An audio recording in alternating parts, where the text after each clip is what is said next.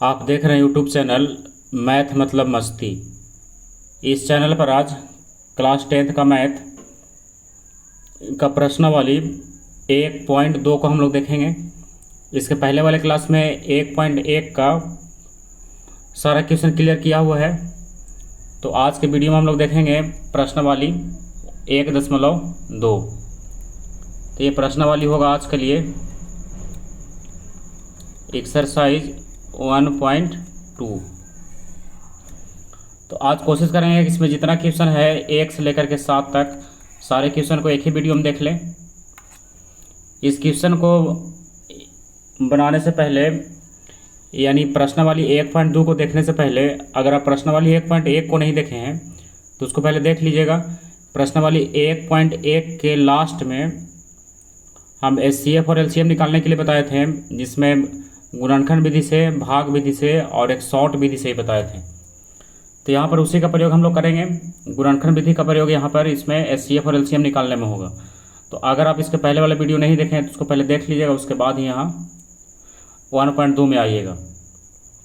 और एक सूचना और है कि इसमें हम पहले भी बताए थे, इसके पहले कई वीडियो में बता चुके हैं और आज फिर से बता दे रहे हैं कि इस चैनल पर जितना भी वीडियो बनाया गया है मैथ से रिलेटेड, तो सारे वीडियो को एक प्ले लिस्ट बना करके उसको अलग अलग कर दिया गया है। जैसे अगर आप देखते हैं इसमें क्षेत्रमिति का कोई चैप्टर, तो क्षेत्रमिति में जाइए, प्ले लिस्ट निकाल करके क्षेत्रमिति में, तो क्षेत्रमिति में जितना भी चैप्टर है, मान लीजिए उसमें 16 चैप्टर है, तो 16 टॉपिक है, चैप्टर तो 16 नहीं है, जिसमें 16 वीडियो अगर है, क्षेत्रमिति का अगर 16 वीडियो है तो पूरा 16 वीडियो एक साथ किया गया है, जिसमें आप एक्सरसाइज बाय निकाल करके यानी प्रश्नावली देख करके अपना चैप्टर निकालिए और वहाँ से आप रिवीजन इसको कर सकते हैं।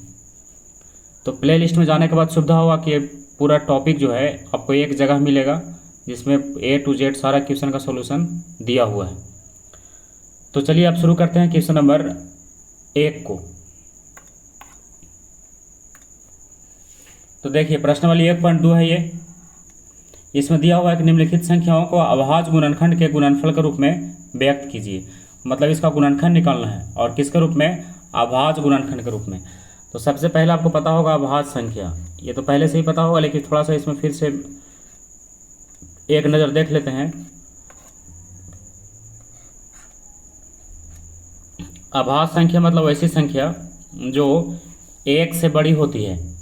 अभाज्य संख्या का परिभाषा है कि वो ऐसी संख्या जो 1 से बड़ी हो और केवल स्वयं से कटे या तो फिर 1 से कटे। इसका परिभाषा ऐसे भी समझ सकते हैं, 1 से बड़ी हो ऐसी संख्या जो या तो स्वयं से कटे या तो फिर 1 से कटे, उसी को क्या बोलते हैं? अभाज्य संख्या बोलते हैं। तो ये शुरू होता है कहाँ से? 2 से। 2 के बाद आएगा 3, 3 के बाद आएगा 5, 5 के बाद आएगा 7, 7 के बाद आएगा 8, 9 नहीं, 10 भी नहीं, 11, 11 के बाद 12 नहीं, 13। इस तरह से डॉट डॉट डॉट आगे जाएगा। तो इसमें जैसे 2 जो है, तो 2 में अगर भाग देंगे तो किससे भाग लगेगा? इसमें केवल 2 अंक से भाग लगना चाहिए, जैसे एक 1 से और एक 2 से। तो सही भी है, 2 में किससे भाग लगेगा? केवल 1 और 2 से। और यहाँ पर 3 है, तो अगर 3 में भाग दिया तो इसमें भी केवल 2 अंक से लगेगा, एक तो लगेगा 3 से और एक लगेगा किससे? 1 से। ठीक है। अब आ जाइए किसमें? 5 में। तो 5 में किससे भाग लगेगा? एक लगेगा 5 से और एक लगेगा 1 से। तो यही शर्त होना चाहिए कि जो केवल 1 से कटे या तो फिर अपने आप से कटे, उसी को क्या बोलेंगे? अभाज्य संख्या। तो इसमें जितना भी क्वेश्चन एक नंबर में दिया हुआ है 5 क्वेश्चन, तो ये पाँचों क्वेश्चन को क्या करना है? गुणनखंड करना है, लेकिन किस रूप में? अभाज्य संख्या के रूप में। यानी हम लोग इसको जब भी भाग लगाएंगे या तो 2 से लगाएंगे या 3 से लगाएंगे या 5 से लगाएंगे या 7 से लगाएंगे, यानी जब भी लगाएंगे तो कोई अभाज्य संख्या से इसको भाग देंगे। तो अभाज्य संख्या ही बचना चाहिए। तो देखिए बहुत इजी है इसमें, और एग्जाम में इसमें कई बार प्रश्न आया भी है। तो पहला क्वेश्चन, पहला में कितना है? 140। तो आप 140 का गुणनखंड कीजिए। तो 140 को पहले 2 से लगाते हैं, कहे कि 2 तो अभाज्य संख्या है, 2 सते 14 और 1 हो गया 0। फिर 2 से लगा दिए, 70 है तो कितना बार मिलाएगा? 35। फिर लगा दीजिए 5 से इस बार, तो 5 सते 35। अब और लगेगा इसमें? अब नहीं लगेगा। तो हम लोग क्या करेंगे, यहाँ पर लिख देंगे कि 140 बराबर दो बार है तो लिख सकते हैं 2 का स्क्वायर और गुना 5 और गुना 7, यही इसका आंसर हो गया। तो ये हो गया क्वेश्चन नंबर 1 का। तो आप चलते हैं क्वेश्चन नंबर 2 में। तो ये क्वेश्चन बहुत इजी है, आपको अगर समझ में आ रहा हो तो आप खुद से बना सकते हैं। तो देखिए इसमें भी आप 2 से लगाइए, तो 2 सते 14 और 2 8 16 हो गया। फिर 2 से लगाइए, 2 तिया 6 और 2 नमा 18। अब यहाँ पर 3 से लगाएगा और 13 तिया 39। तो 13 भी क्या है, आभाज्य संख्या है, तो इसलिए आप लिख सकते हैं अब इसको 156 बराबर 2 कितना बार आया है, 2 बार, और 3 आया है 1 बार, और 13 भी आया है 1 बार। तो यही इसका क्या हो गया, आंसर हो गया। तो क्वेश्चन नंबर कितना का हो गया, 2 का। आप चलते हैं क्वेश्चन नंबर 3 की तरफ। 3 में है 38 25, तो इसको ही भाग लगाइए। तो ये कितना से भाग लगेगा, 5 से भाग लग जाएगा इसमें। आपको विभाज्यता का नियम अगर पता होगा तो उसमें आप समझे होंगे कि अगर किसी भी संख्या के लास्ट में यानी अंतिम में अगर 5 हो या तो 0 हो तो उसमें 5 से भाग लग सकता है। यहाँ पर देखिए इसके लास्ट में क्या है, 5 है, यानी 5 से ये पूरा विभाजित होगा। तो 5 सते 35 कितना बच गया, 3, 5 छक 30 कितना बच गया, 2, और 5 पचे 25। अब फिर 5 से लगाइए, कहे कि लास्ट में 5 है तो 5 से कटेगा ही। 5 से कम 5 कितना बच गया, 2, 5 पचे 25 कितना बच गया, 1, 5 तरीके 15, तो कितना बच गया, 153। आप देखें क्या इसमें और किसी से भाग लग रहा है, तो देखिए इसमें 3 से लग रहा है अभी, 3 पचे 15 और 3 एकम 3। अभी फिर 3 से लग रहा है, 3 एकम 3 और 3 सते 21। अब इसमें किसी से भाग नहीं लगेगा, तो हम लोग लास्ट में लिख देंगे, इसलिए 38 25 बराबर 5 के बार हो गया, 2 बार, 3 के बार हो गया, 2 बार, और गुना हो गया 1 बार, 17 हो गया। 38 25 बराबर 5 का स्क्वायर और गुना 3 का स्क्वायर और गुना 17। तो 3 क्वेश्चन हो गया, इसका 2 क्वेश्चन और बच रहा है, 5005 और 74 29। तो इसको आगे ले जा करके बनाते हैं।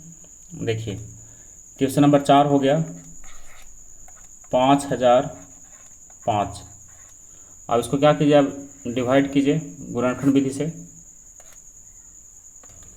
तो पहले आप इसमें 5 से लगाइए, 5 से तो लगेगा ही, कहे कि लास्ट में 5 है, तो 5 लगाइए, 5 एकम 5 डबल 0 हो गया, और फिर 5 एकम 5।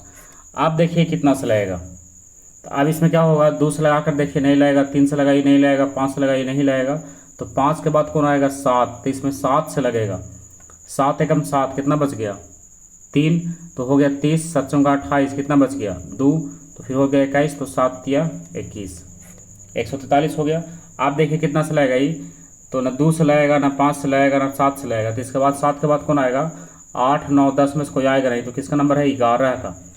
तो 11 है कम 11 कितना बच गया, 3 और 11 तिया 33, तो हो गया लास्ट इसका। तो लिख देंगे, इसलिए 5005 बराबर 5 गुने 7 गुने 11 गुने 13, अब यही इसका आंसर होगा। तो ये हो गया क्वेश्चन नंबर किसका, 4 का। आप चलते हैं क्वेश्चन नंबर 5 का।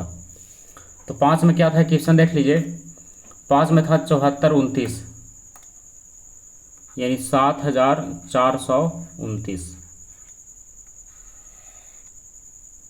तो इसको भी भाग लगाइए कितना से लगता है ये, तो देखिए इसमें कितना से लगेगा, तो देखिए इसमें 2 से लगाएंगे नहीं लगेगा, 3 से भी नहीं लगेगा, 5 से भी नहीं लगेगा, 7 से भी नहीं लगेगा, 11 से भी नहीं लगेगा, 13 से भी नहीं लगेगा, ये जा करके लगेगा कितना से, 17 से लगेगा। तो आप सारे क्वेश्चन के लिए जांच कर सकते हैं, इसमें 2 का भी नियम है, 3 का भी नियम है, 7 का भी नियम है, 5 का भी नियम है। तो यहाँ पर जा कर कितना से लग रहा है, आगे जाने के बाद ये पता चलेगा कि 17 से लग रहा है। तो 17 से भाग लगा दिए इसमें, 17 चौका 68। अगर आपको ज़रा सा भी परेशानी हो तो आप इसको साइड में लिख करके रफ में अब इसको भाग दे सकते हैं। जैसे 17 चौका 68 कितना बच गया, 14 में 60 गया 6, अभी तो कट गया इधर, अब आ गया ऊपर से कितना 2, तो 17 तिया 51। अब हटाइए इसको, 2 में से 1 गया 1 और 6 में से 5 गया 1, और क्या कितना बच गया 9। तो कितना बार मिलाएगा, 17 सते 119। तो हम लोग यहाँ इसको लिखते हैं 17 चौका 68 कितना बच गया, 68 है तो कितना बच गया 6, तो हो गया ये 62 62। तो 17×51 और 17×7 119 हो गया। अब इसको फिर से लगाइए। अब ये कितना से लाएगा, अब लाएगा ये 19 से, 19×2 = 38, तो कितना बच गया 38 और कितना 43 होता है, 38 और 5 यानी 5 बच गया, और 5 मिला करके 7 के साथ कितना हो गया 57, तो 19×3 = 57। बस इतना ही छोटा में ये लास्ट हो गया। तो कितना कितना आ गया, इसलिए 74×29 = 17×19×23, और यही इसका आंसर है। तो ये क्लियर हो गया क्वेश्चन नंबर पहला का 5 तक। तो इस प्रकार क्या निकल गया, ये अभाज्य गुणनखंड विधि से ये हम लोग इसको गुणनखंड कर दिए। मतलब जब भी लगाएं तो अभाज्य अंक सही लगाएं। तो हो गया सबका क्लियर। अगर आपके किसी क्वेश्चन में डाउट हो तो उसको आप रिवीजन कीजिएगा, क्लियर हो जाएगा। तो आप देखते हैं क्वेश्चन नंबर 2 का। क्वेश्चन नंबर 2 में कह रहा है पूर्णांकों के निम्नलिखित युग्मों के एचसीएफ और एलसीएम ज्ञात कीजिए तथा इसकी जांच कीजिए कि दो संख्याओं का गुणनफल जो है एचसीएफ गुना एलसीएम है। यानी सबसे पहले क्या करना है, इसको एचसीएफ निकालना है और एलसीएम निकालना है। उसके बाद जांच करना है कि दोनों संख्याओं का गुणनफल जो है एचसीएफ गुना एलसीएम के बराबर होता है। तो चलिए इसको पहले एचसीएफ और एलसीएम निकालते हैं। तो इसमें हम लोग क्या करेंगे, एचसीएफ और एलसीएम निकालने के लिए गुणनखंड विधि का ही प्रयोग करेंगे। जैसे अंक कितना है 26 है और कितना है 91 है, 26 और 91।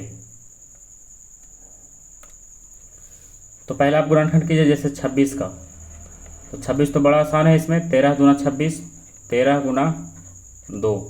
अब 91 का, तो 91 का भी आसान है, 13×7 = 91 हो गया। आप निकालिए इसका एचसीएफ बराबर और एलसीएम बराबर। तो एचसीएफ निकालिए। एचसीएफ में हम पहले ही बताए हैं कि वो ऐसी संख्या जो दोनों में मिलेगा या फिर 3 का ग्रुप है तीनों में मिलेगा, तब क्या बोलेंगे उसको एचसीएफ बोलेंगे। तो यहाँ पर आप देख रहे होंगे कि ये इसमें 26 में भी 13 मिल रहा है और 91 में भी 13 मिल रहा है। इसका मतलब है कि इसका एचसीएफ कितना होगा 13 होगा। तो 13 हो गया। और उसके बाद एलसीएम के लिए बताए थे कि अगर मिलेगा कोई अंक तो उसमें बड़ा वाला लेंगे और नहीं मिलेगा उसको भी रखेंगे। जैसे 13 दोनों में मिल रहा है तो एक 13 को यहाँ रखेंगे, काहे कि दोनों 13 ही है। जैसे यहाँ पर 13 का स्क्वायर रहता तो स्क्वायर वाले को रखते, लेकिन यहाँ पर अकेले 13 है तो 13 हो गया। 2 नहीं मिल रहा है तो भी रखेंगे, 7 नहीं मिल रहा है तो भी रखेंगे। अब इसको आप गुना कीजिए तो कितना हो गया 13 और 7 गुना हो गया 14। तो गुना कीजिए 14 या 42 का 2 कितना बच गया 4 और 14 और 4 18 182। फिर से मिला लीजिए 14 या 42 का 2 बच गया 4 और 14 एकम 14 और 4 18। तो ये एचसीएफ आ गया 13 और एलसीएम आ गया 182। तो अब क्या करना था, इसको जांच करना था। तो लिखेंगे चूंकि पहली संख्या, ये एक सूत्र है, पहली संख्या गुना दूसरी संख्या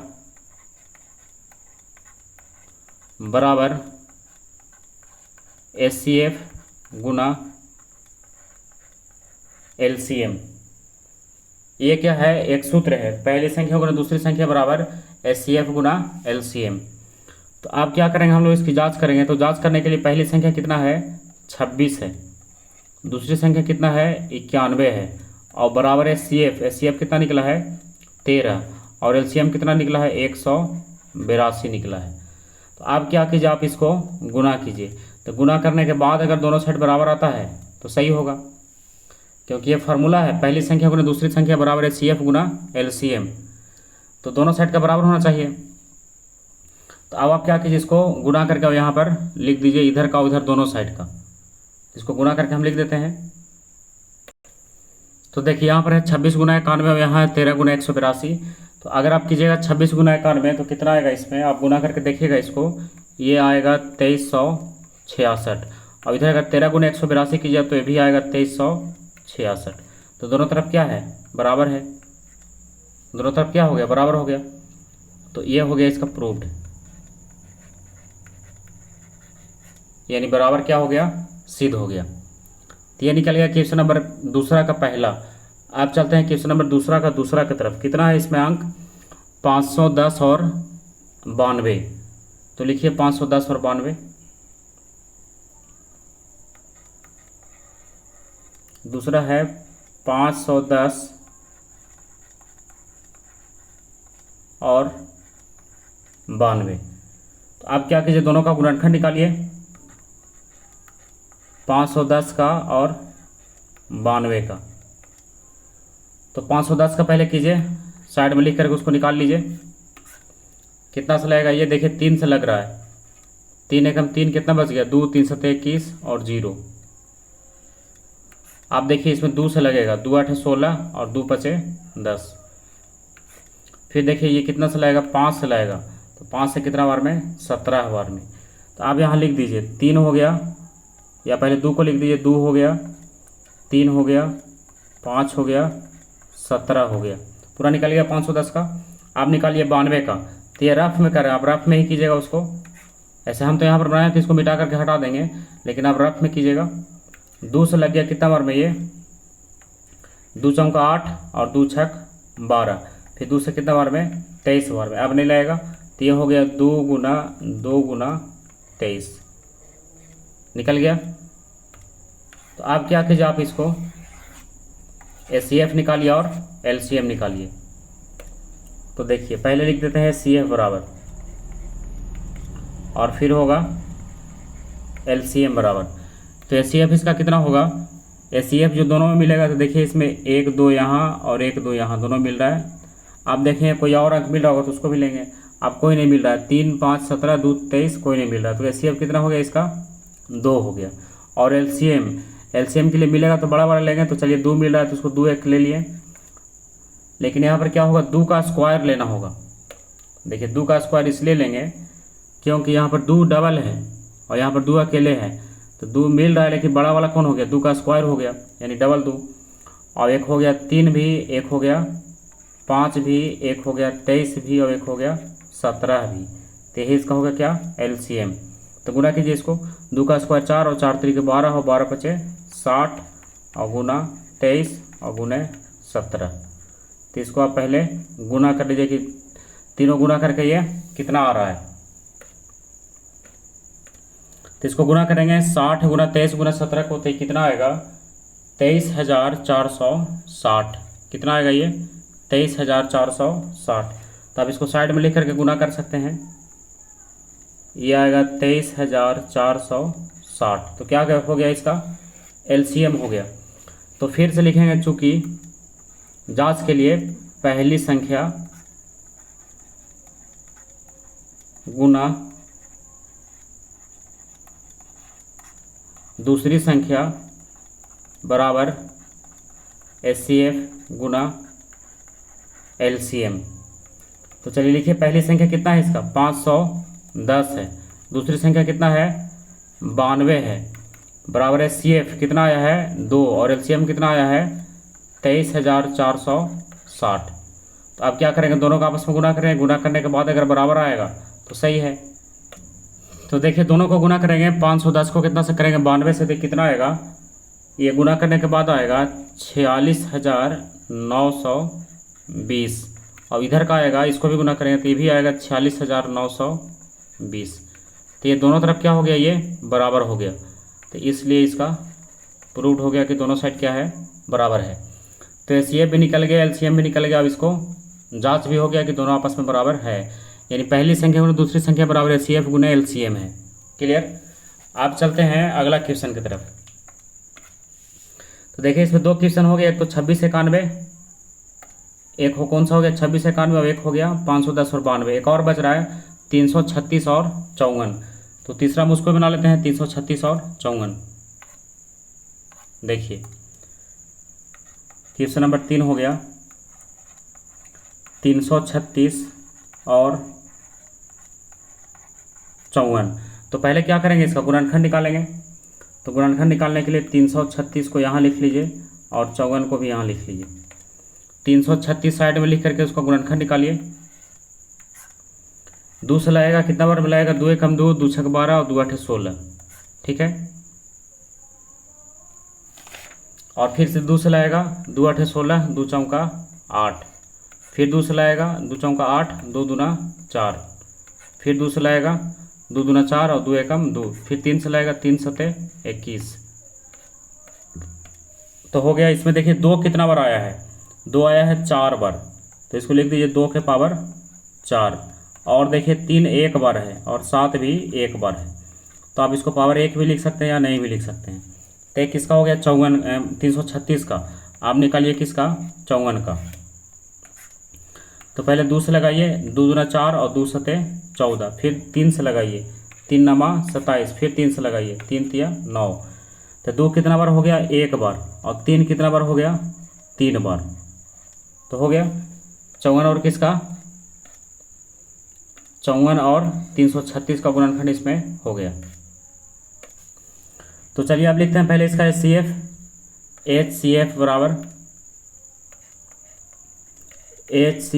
बराबर और LCM बराबर, यानी HCF और LCM। तो आप देखिए HCF में कौन मिल रहा है, इसमें 2 के पावर 4 है और इसमें 2 है, तो के बार 2 मिल रहा है, तो 2 तो एक ही बार मिल रहा है दोनों में। जैसे इसमें 336 वाले में 4 गो है और इसमें 1 गो है, तो एक ही को मिल रहा है दोनों में। और 3 देखिए इसमें 1 बार और इसमें 3 बार है, तो ये 3 भी एक ही बार मिल रहा है, तो कितना हो गया, 3 दूना 6। तो HCF कितना आ गया 6। और LCM में, तो LCM में बड़ा वाला लेंगे तो किसको लेंगे, 2 के पावर 4 को लेंगे क्योंकि बड़ा यही है, और 3 के पावर 3 को लेंगे, और किसको लेंगे, नहीं मिल रहा उसको भी लेंगे, यानी 7 को भी लेंगे। तो 2 का पावर 4 कितना हो गया, 2 दूना 4 दूना 8 दूना 16, और 3 तिया 9 और 9 तिया 27, और गुना हो गया 7। तो आपस में क्या कीजिए, सबको गुना कर दिए, 16 गुने 27 गुने 7। उसके बाद देखें कितना आता है। तो ये हो गया 16 गुने 27 गुने 7, इसको गुना करें तो कितना आएगा, ये आएगा 3024। तो इसको गुना करके लिख दिए। आप यहाँ पर जांच के लिए लिखेंगे, चूंकि पहली संख्या गुना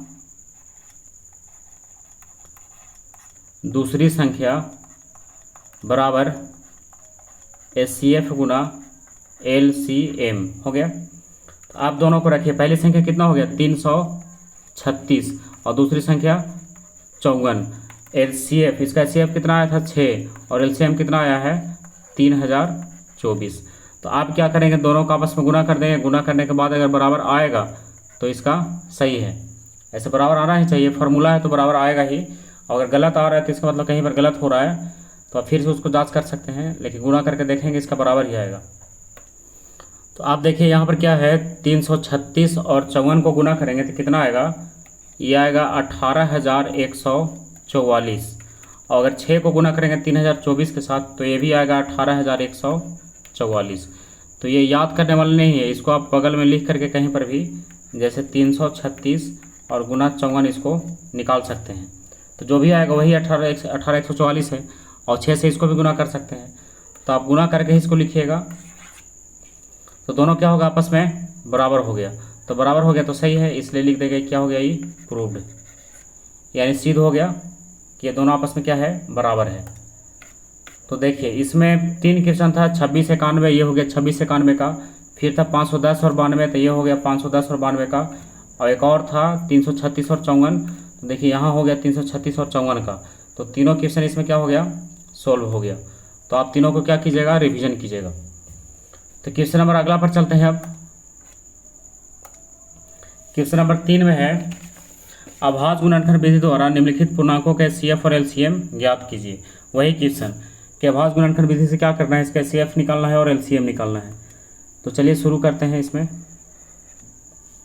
तो पहले इसमें एक 12 है तो 12 का गुणनखंड करेंगे, एक 15 है तो 15 का गुणनखंड करेंगे, और 21 है तो एक 21 का गुणनखंड करेंगे।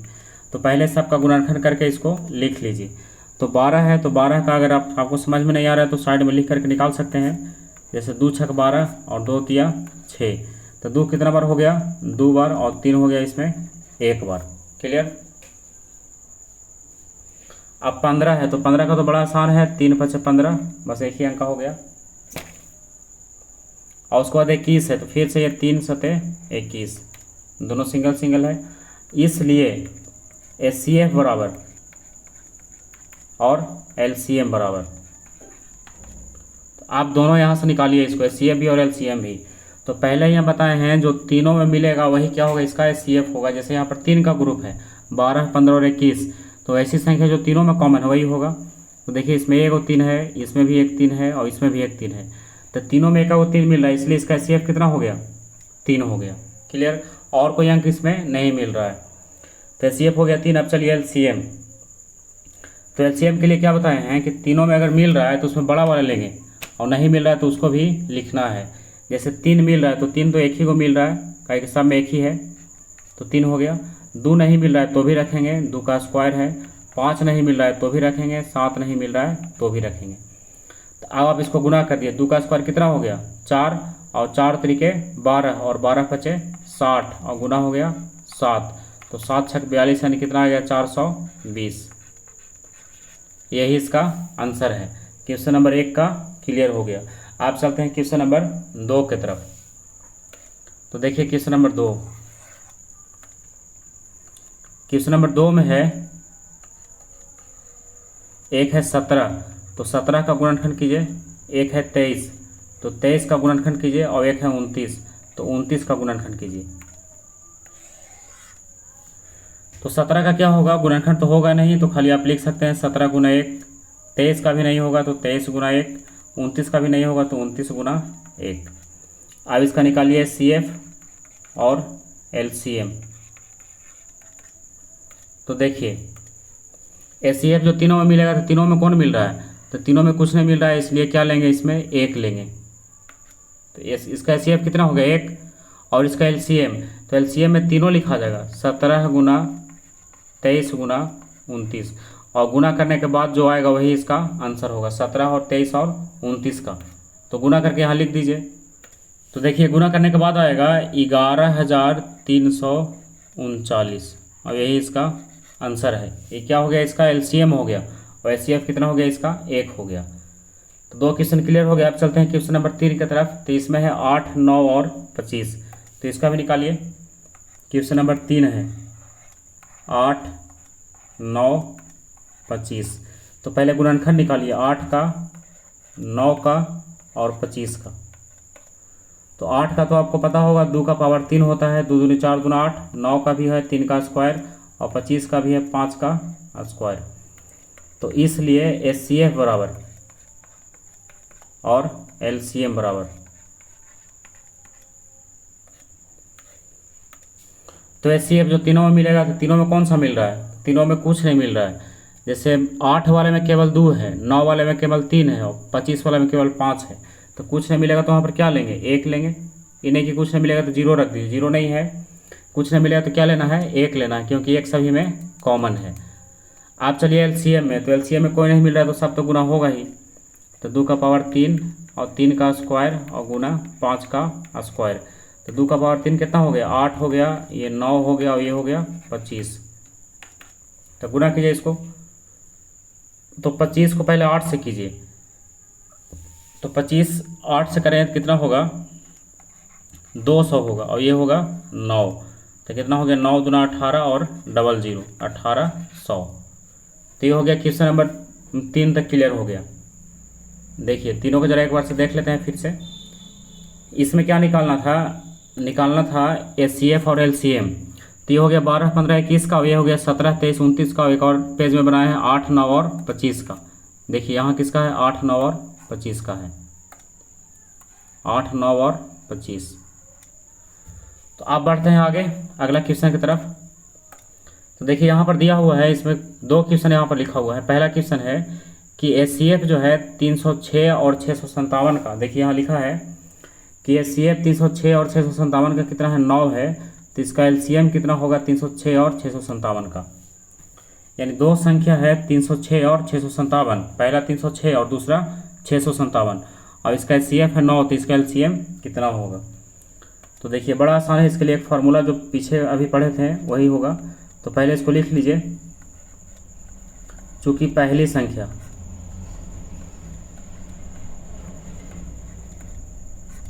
कितना हो गया, 306 हो गया। अब दूसरी संख्या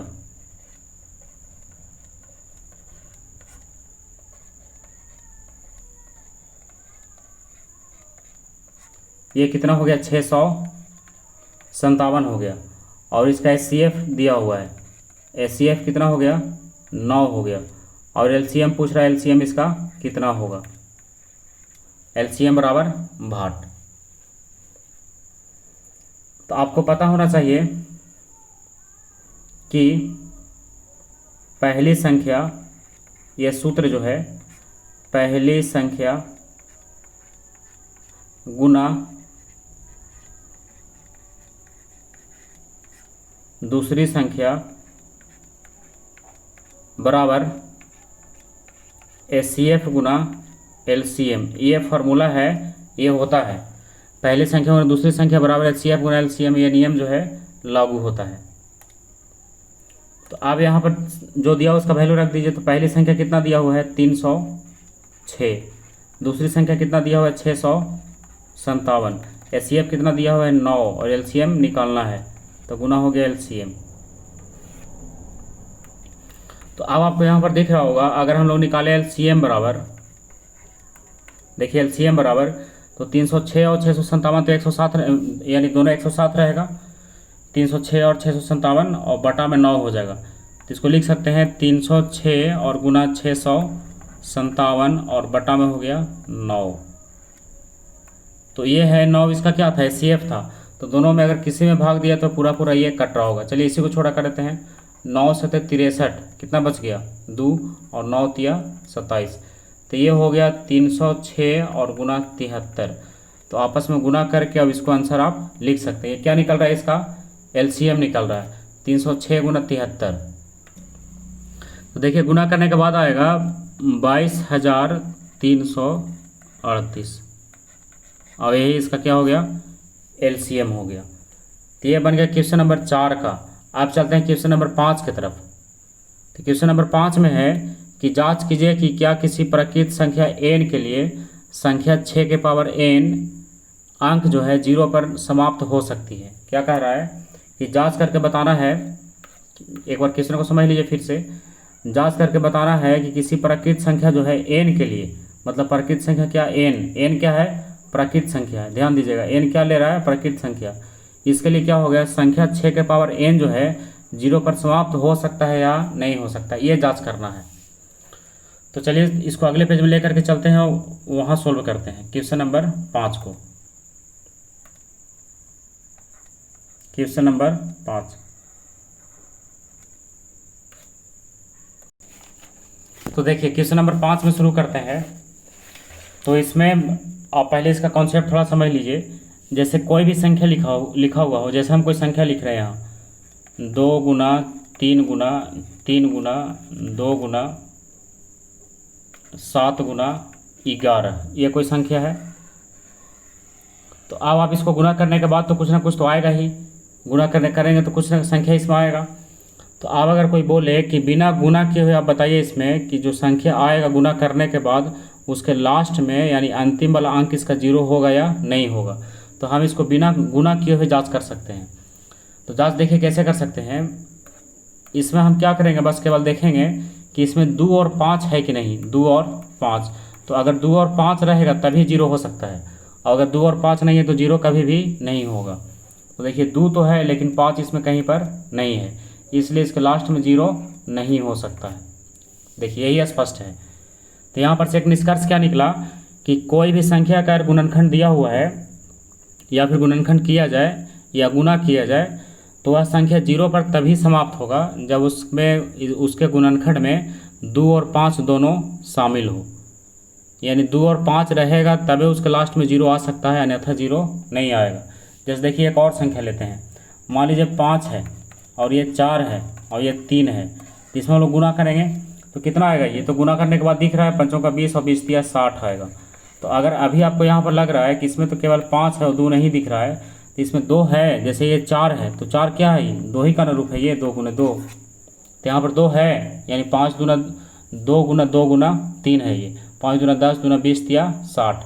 यानी जब भी 5 और 2 रहेगा तभी उसके लास्ट में 0 आ सकता है। अगर 5 और 0 नहीं है तो उसके लास्ट में 0 कभी भी नहीं आएगा। तो यही नियम को लागू करके हम लोग देखेंगे उसमें कि 5 और 2 के हिसाब से चलेंगे। अगर 5 और 2 रहेगा तो 0 आ सकता है, अन्यथा 0 नहीं आएगा। तो देखिए क्वेश्चन नंबर कितना है, ये 5 है। यहाँ पर से लिखेंगे, हम जानते हैं कि 2 लाइन यहाँ पर लिखना होगा। हम जानते हैं कि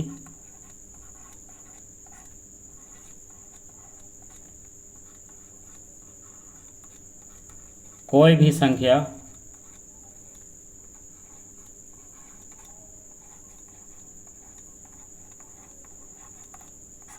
शून्य पर कोई भी संख्या शून्य पर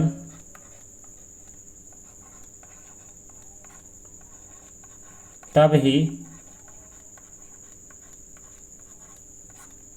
समाप्त होगा जब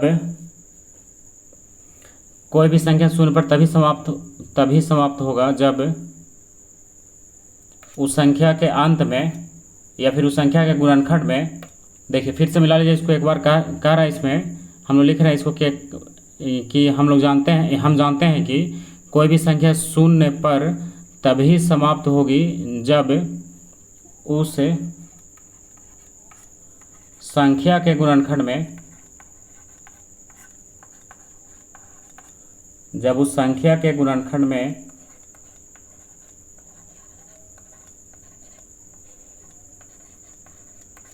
दो और 5 हो। जब उस संख्या के गुणनखंड में कौन हो, 2 और 5 हो, तभी वो 0 पर समाप्त हो सकता है। लेकिन यहाँ पर जो संख्या दिया था जांच करने के लिए, वो क्या दिया था, देखिए वो दिया था 6 के पावर n। क्या दिया था इसमें कि 6 के पावर n जो है, n क्या है, कोई प्राकृतिक संख्या है। n क्या है इसमें, प्राकृतिक संख्या, और 6 के पावर n है। इसके बारे में कह रहा है कि 0 पर यह समाप्त होगा या नहीं होगा। तो देखिए हम लोग यहाँ फिर शुरू करते हैं। तो संख्या क्या दिया है, 6 के पावर n दिया है, और जिसमें कह रहा है कि n क्या है, n बराबर प्राकृत संख्या।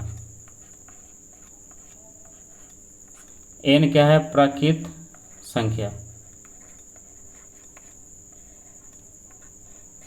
देखिए तो अब हम लोग क्या करेंगे, इसमें 6 का गुणनखंड करते हैं तो कितना होगा, 2 गुना 3, और इसका पावर तो n रहेगा ही। ठीक है, तो अब आप यहाँ पर विचार कीजिए कि 2 गुना 3 है, इसका पावर n है, और n क्या है, कोई प्राकृतिक संख्या है। तो प्राकृतिक संख्या मतलब कितना, या तो 1 होगा, या तो 2 होगा, या 3 होगा, या 4 होगा, या डॉट डॉट डॉट कुछ भी हो सकता है। प्राकृतिक संख्या 1 से लगातार आगे तक जाता है, 1 से शुरू हो करके। तो इसमें n का मान कुछ भी हो सकता है, या तो 1 हो, या तो 2 हो, या 3 हो, या 5 हो, या 10 हो, 20 हो, कुछ भी हो सकता है। लेकिन यहाँ पर ध्यान दीजिए क्या हो रहा है, जैसे मान लीजिए कि n का मान 5 रखते हैं। देखिए थोड़ा सा इसमें ग्राफ में लिख करके छोटा करते हैं इसको। मान लीजिए 2 गुना 3 है, उसका n का मान कितना रखते हैं, 5। तो ये क्या दिखा रहा है, ये दिखा रहा है कि 2 और 5 जो है इसमें 5 बार लिखा जाएगा। मतलब ये संख्या जो है इसमें कितना बार लिखाएगा, ये 5 बार लिखाएगा। कितना बार लिखाएगा, 5 बार। तो 5 बार लिख देंगे भले ही, लेकिन रहेगा तो 2 गुना 3 है, यानी जो संख्या होगा कितना रहेगा, 2 गुना 3 रहेगा। आप जितना बार इसको लिखिए, 5 है तो 5 बार लिखिए, 6 है तो 6 बार लिखिए, लेकिन लिखना किसको है, लिखना है इसी 2 और 3 को। आप 2 बार लिखिएगा, 10 बार लिखिए, 50 बार लिखिए, 100 बार लिखिए, लेकिन अंक किसको लीजिएगा, आप अंक लीजिएगा 2 और 3 को, क्योंकि 2 और 3 ही इसमें लिखना है। देखिए एक बार फिर से थोड़ा समझते हैं। जैसे मान लीजिए कि n का मान लिया गया 3 लिया गया, काहे कि 3 एक प्राकृतिक संख्या है, छोटा सा ही ले रहे हैं इसमें। तो ये क्या हो जाएगा, 2 गुने 3, और इसका पावर हो जाएगा 3। तो ये क्या दिखा रहा है कि 2 गुने 3 का जो ग्रुप है इसको 3 बार लिखना है। तो 2 गुने 3 एक बार, 2 गुने 3 एक बार, और फिर 2 गुने 3 एक बार। तो ये क्या हो गया, 3 बार लिखा गया। ठीक है, तो n का पावर जो रखेंगे उतना बार लिख देंगे इसको। n का पावर 10 रखें तो 10 बार लिख देंगे, n का पावर 20 रखें तो 20 बार लिख देंगे। लेकिन लिखेंगे किसको, जैसे 5 बार लिखें तो 5 बार किसको लिखेंगे, 2 और 3 को लिखेंगे। अब यहाँ पर से स्पष्ट हो रहा है, कह रहा था कि इसके गुणनखंड में अगर 2 और 5 है तभी 0 आएगा, लेकिन n का मान कुछ भी रखेंगे और कितना बार इसको लिखेंगे, तो क्या इसमें 2 और 3 का अतिरिक्त कुछ भी मिलेगा, 2 और 3 का अतिरिक्त इसमें कुछ भी नहीं मिल सकता है। क्योंकि क्या है कि पावर भले ही बदलेगा, लेकिन उसका 2 और 3 जो है वही रहेगा। तो इसमें कभी भी इसको n का वैल्यू कुछ भी रख लें प्राकृतिक संख्या में, तो कभी भी ये 0 पर समाप्त नहीं हो सकता है, क्योंकि इसमें 2 और 5 नहीं है, 2 है लेकिन 5 नहीं है। तो अब हम लोग इसको लिख देंगे, चूँकि 6 के गुणनखंड में, संख्या तो 6 ही था,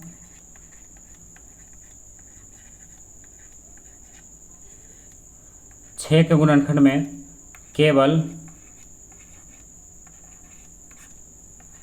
केवल 2 और 3 है, इसलिए यह संख्या 0 पर यानी 0 पर समाप्त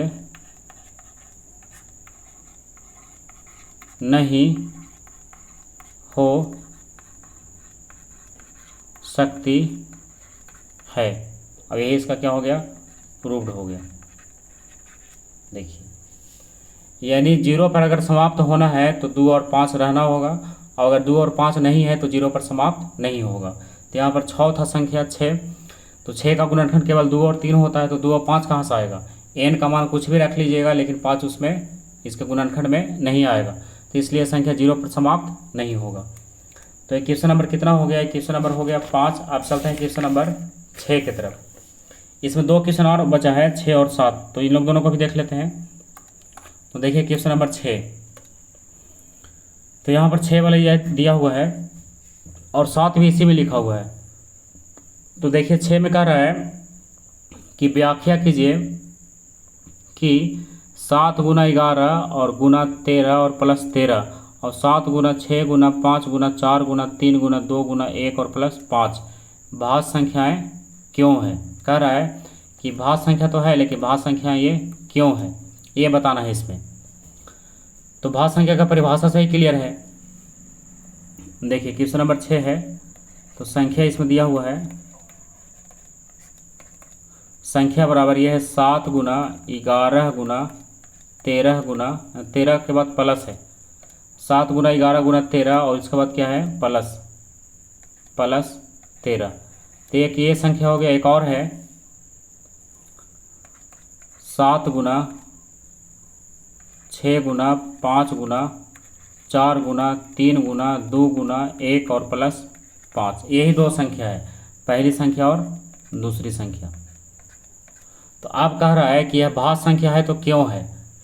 तो भाज्य संख्या का परिभाषा समझ लीजिए। भाज्य संख्या का परिभाषा में कहता था कि उसमें केवल क्या होगा, 1 से भाग लाएगा या तो फिर किसी 1 से भाग लाएगा या तो फिर स्वयं से भाग लाएगा। जैसे 5 है, देखिए 5 है, 7 है, 11 है, 13 है, तो इसमें किसी भी अंक को अगर लिया जाए, जैसे 5 लिया जाए तो 5 में केवल 1 से भाग लाएगा या तो फिर 5 से भाग लाएगा। 7 है तो 7 में केवल 1 से लाएगा या तो फिर 7 से लाएगा, है ना। जैसे 11 है तो 11 में भी केवल 1 से लाएगा या तो फिर 11 से लाएगा। 13 है तो 13 में भी केवल 1 से लाएगा या तो फिर 13 से लाएगा।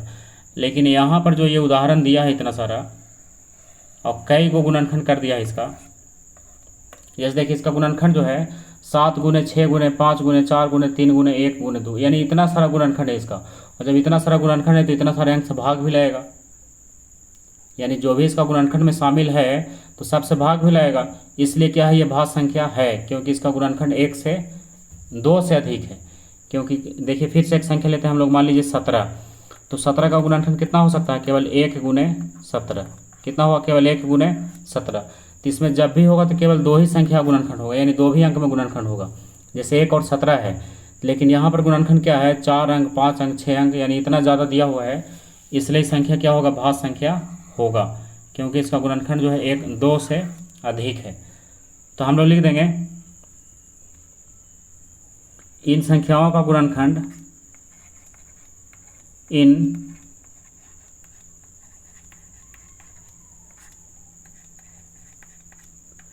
संख्याओं का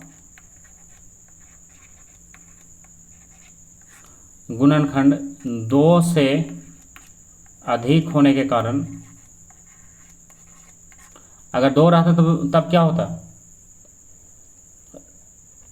भाज्य संख्या नहीं होता, भाज्य संख्या हो जाता अभाज्य। लेकिन यहाँ पर 2 से अधिक है, जिसके कारण क्या है, ये भाज्य संख्या है। इन संख्याओं का गुणनखंड 2 से अधिक होने के कारण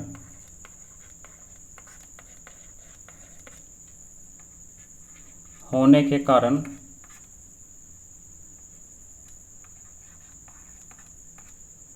ये संख्याएं भाज्य संख्याएं है, या फिर लिख सकते हैं ये संख्याएं भाज्य है। ये संख्याएं क्या है? भाज्य है। तो एक बार थोड़ा सा फिर से समझ लीजिए, एक होता है भाज्य और एक होता है अभाज्य। एक अभाज्य और एक हो गया भाज्य। तो देखिए, भाज्य संख्या का गुणनखंड जो है 2 से अधिक होगा और अभाज्य संख्या का गुणनखंड केवल 2 होगा। जैसे यहाँ 2 है और मान लीजिए एक 7 है, 2 संख्या लिए, यहाँ पर एक 8 है और एक 9 है। तो देखिए दोनों का गुणनखंड करते हैं। तो पहले करते हैं 2 का, तो 2 का करेंगे तो कितना होगा? केवल 1 गुने 2 होगा। और 7 का कीजिए तो केवल 1 गुने 7 होगा, बस 2 ही अंक में गुणनखंड हो रहा है। लेकिन 8 का कीजिए तो ये होगा 2 गुना 2 गुना 2 गुना 1, यानी 2 दूना 4 दूना 8 गुना 1, 8 हो गया। और 9 है तो 9 का कीजिए तो 3 गुना 3 गुना 1, देखिए 3 अंक में गुणनखंड जा रहा है। तो जब इसका गुणनखंड 2 अंक में केवल हो तभी होगा वो अभाज्य संख्या, और अगर गुणनखंड इसका 2 से ज़्यादा हो तब क्या होगा? वो भाज्य संख्या। तो यहाँ पर गुणनखंड जो है 2 से ज़्यादा है, 1 2 3 4 5 6 7 अंक में दिया हुआ है, यहाँ भी और यहाँ भी। यहाँ भी 3 अंक है, यहाँ भी 6 7 अंक है, इसलिए क्या हो गया? दोनों भाज्य संख्या ही होगा। तो क्वेश्चन नंबर 6 का बस इतना लिख दीजिए, ये क्लियर हो गया। आप देखिए क्वेश्चन नंबर 7 है, तो क्वेश्चन नंबर 7 को जरा यहीं से पढ़ लीजिए, उसके बाद मिलाते हैं इसको आगे जा करके। कह रहा है किसी खेल के मैदान के, देखिए किसी खेल के मैदान के चारों ओर एक वृत्ताकार पथ है, यानी खेल का मैदान है उसके चारों ओर क्या है? एक गोल रास्ता है। इस मैदान का एक चक्कर लगाने में सोनिया को 18 मिनट लगते हैं। मतलब सोनिया अगर उसमें एक चक्कर लगाती है दौड़ करके तो कितना लगता है? 18 मिनट। और जबकि इसी मैदान का एक चक्कर लगाने में रवि को 12 मिनट, यानी एक को लग रहा है 12 मिनट और एक को लग रहा है 18 मिनट लगते हैं। तो मान लीजिए कि दोनों एक ही स्थान और एक ही समय पर चलना आरंभ करते हैं, मतलब एक ही बिंदु से दोनों को दौड़ाना शुरू किया जाए, मतलब एक ही बिंदु से दोनों आगे बढ़े और एक ही दिशा में चले। तो बताइए कि वह कौन सा समय होगा जिसके बाद वह पुनः प्रारंभिक स्थान पर मिलेंगे, यानी कितने समय बाद वह जहाँ से शुरू किया था वहीं मिलेगा। तो ऐसी स्थिति में क्या किया जाता है? ऐसी स्थिति में आप निकाल दीजिए उसका LCM। क्या निकाल दीजिए उसका? LCM, इसका 18 और 12 का। तो आप निकाल दीजिए 18 और 12 का LCM। तो क्वेश्चन नंबर लास्ट हो गया ये 7, तो लिख देंगे 18 और 12 का क्या निकालना है? LCM। तो आप गुणनखंड विधि से इसको निकाल दीजिए। जैसे 18 है तो 18 का गुणनखंड कीजिए, और 12 है तो 12 का गुणनखंड कीजिए। 18 का हो गया 3 3 9 और 9 दूना 18, और 12 का 2 दूना 4 और 4 तरीके 12। तो इसलिए इसका LCM बराबर, तो LCM में क्या होगा? मिलेगा तो बड़ा वाला लेंगे, तो 3 मिल रहा है दोनों में, तो इसमें क्या है? 2 बार हो, इसमें 1 बार है तो 2 बार वाला ही लेंगे, तो 3 गुने 3। और इसमें 2 बार हो 1 बार है तो इसमें 2 भी क्या करेंगे? 2 बार वाला लेंगे। तो 3 3 9, 9 दूनी 18 और 18 दूना 36, यानी 36 मिनट के बाद दोनों जो है फिर से प्रारंभिक स्थान पर मिलेगा। कितना मिनट के बाद? 36 मिनट के बाद। तो ये क्वेश्चन नंबर क्लियर हुआ कितना? 7 का। तो आज हम लोग देख रहे थे प्रश्नावली 1.2 को, तो इसमें क्वेश्चन था 1 से लेकर के 7 तक, तो सारा क्वेश्चन क्लियर हो गया क्वेश्चन नंबर 1 से 7 तक। तो आज का क्लास जो यहीं समाप्त करते हैं। अगला क्लास इसके बाद वाला चैप्टर है, यानी 1.3 का होगा, और जिसमें क्या करना है? केवल सिद्ध करना है 1.3 में। तो उसको देखेंगे अगले क्लास में 1.3 को। तब तक के लिए आप इसको रिवीजन कीजिएगा। तो अगला क्लास 1.3 का होगा। तब तक के लिए बाय।